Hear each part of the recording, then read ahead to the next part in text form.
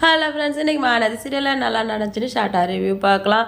குமரன் வந்து நதின்னு அப்பளவுக்கு பேர் வைக்கலாம் அப்படின்னு சொல்லிட்டு ஐடியா கொடுக்குறாரு. எல்லாருக்குமே அந்த பேர் வந்து பிடிச்சி போயிடுது. கங்கா நான் ஆல்ரெடி சொன்ன பேர் தானே அப்படின்னு சொல்கிறாங்க. இருந்தாலும் நீ சொன்ன பேர் ஒத்துக்கல, மாமா எல்லாம் ஒத்துக்கிற மாதிரி சொன்னார்ல அப்படின்னு சொல்லிட்டு யமுனா சொல்கிறாங்க.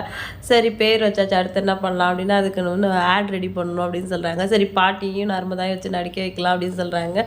ஃபஸ்ட்டு நடிக்க வச்சு ட்ரையல் பார்க்குறாங்க. இதெல்லாம் சரியாக வராது அப்படின்னு சொல்லிட்டு வேணாம் அப்படின்னு விட்டுடுறாங்க. சரி நீ ஏதாவது ஐடியா கூடாங்க அக்கா அப்படின்னு கேட்குறாங்க. அப்போலாம் விற்கிறதே பிடிக்கலன்னு சொல்கிறேன்னா என்ன ஐடியா கேட்குறியா, நீ தான் இன்ட்ரெஸ்ட்டாக இருக்க, நீயே ஏதாவது பண்ணு அப்படின்னு சொல்லிட்டு கங்கா வந்து கைட்டிக்கிறாங்க. அடுத்து காவேரி வீட்டுக்கு வந்தால் தாத்தா வந்து ஊஞ்சல் ஆடிட்டுருக்காரு. காவேரிக்கு வந்து இவரை பார்த்தோன்னே இவரை வச்சு நம்ம ஆட் பண்ணலாம் அப்படின்னு ஒரு ஐடியா வருது. அவர் இந்த ஆங்கிள் அந்த ஆங்கிளெல்லாம் வச்சு பார்க்குறாங்க. என்ன பண்ணுறா இவ அப்படின்னு தாத்தா யோசிக்கிறாரு. என்னம்மா அப்படின்னு கேட்குறாரு. இல்லை தாத்தா, அந்த காலத்தில் எந்த டேரக்டர் கண்லேயும் நீங்கள் பண்ணலையா, இவ்வளோ அழகாக இருக்கீங்க அப்படின்னு சொல்லிட்டு ஐஸ் வைக்கிறாங்க.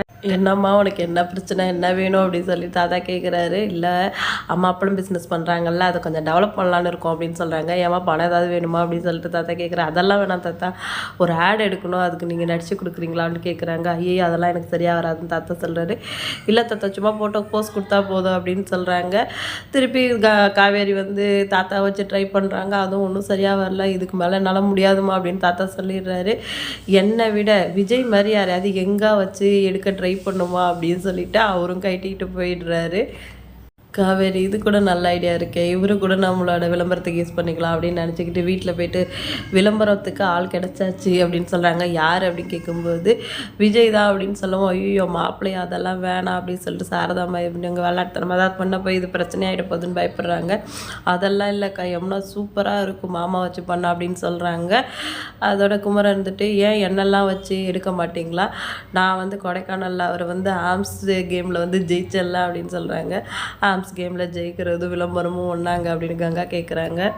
பாட்டி அதெல்லாம் சரியாக வராது, இவன் தொலைன்னு ஒரு சட்டையை போட்டுட்டு வந்து நிற்பான், இவனுக்கு அதெல்லாம் செட் ஆகாது, விஜய் தம்பி தான் பண்ணால் சூப்பராக இருக்கும் அப்படின்னு பாட்டியும் சொல்கிறாங்க.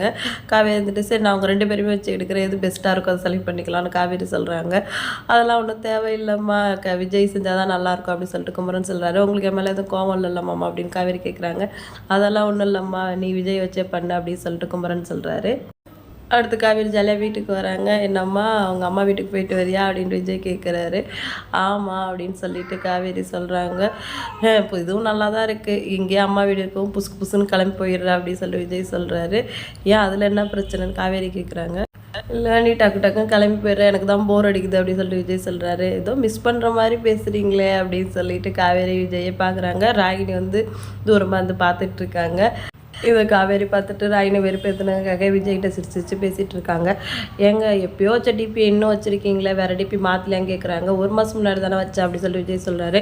ஆமாம் ஒரு நாளைக்கு 30 டிபி மாத்திரா, நீங்கள் என்ன 1 மாதம் முன்னாடி வச்சதே இன்னும் வச்சுருக்கீங்க அப்படின்னு சொல்லவும் வேறு செல்ஃபி எடுத்து மாற்றிடலாம் நீ வேறு ஆசைப்பட்டுட்டேன்னு சொல்லிட்டு விஜய் செல்ஃபி எடுக்க போகிறாரு. ஐயோ அதெல்லாம் சரியாக வராது, நம்ம நாளைக்கு ஒரு ஃபோட்டோ ஷூட் எடுக்கலாம், ஃபோட்டோ ஷூட் எடுத்து விதவிதமாக வந்து ஃபோட்டோ மாற்றலாம் அப்படின்னு சொல்லிட்டு காவேரி சொல்கிறாங்க. விஜய் அதுக்கு ஓகேன்னு சொல்கிறாரு. பாவம் காவேரி வந்து விஜய் வச்சு என்ன பிளான் பண்ணியிருக்காங்கன்னு அவருக்கு தெரியல. அடுத்த வாரம் என்ன நடக்குதுன்னு வெயிட் பண்ணி பார்க்கலாம். வீடியோ பிடிச்சா லைக் பண்ணிக்கோங்க. இன்னொரு வீடியோவில் மீட் பண்ணலாம். டாடா பாய்.